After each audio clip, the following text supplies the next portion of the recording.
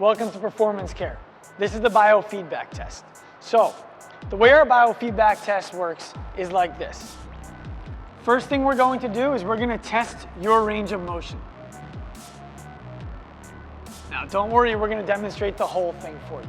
Once we've tested your range of motion, we're going to go ahead and we're going to stress you. The stress that we're going to put you through is work. It's going to be lifting weights, doing pull-ups, whatever kind of exercise we're prescribing, that's the stress. After we've stressed you, once you think you've reached failure, we're going to retest. When you retest, one of two things is going to happen. The first thing is you're either going to retest normal.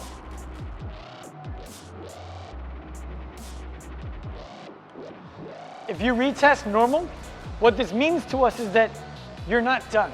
There's more work for you to do before your nervous system says, I'm finished, no more reps. So we're gonna go right back into stressing immediately. The other thing that might happen is you test what we call short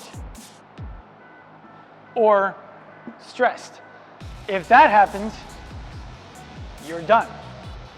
We know that your nervous system no longer wants you to work. We consider this to be kind of our red light, green light test. Please understand, it doesn't necessarily work for everybody, okay?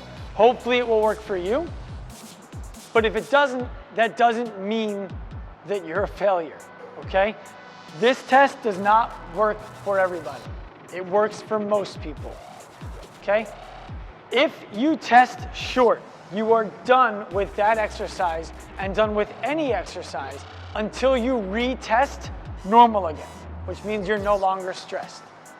If you do not retest short, ever, that's okay. If you have to dump a barbell, if you physically can't do another pull-up, or you can't press out of that dip, whatever the case is, we know you're stressed, right?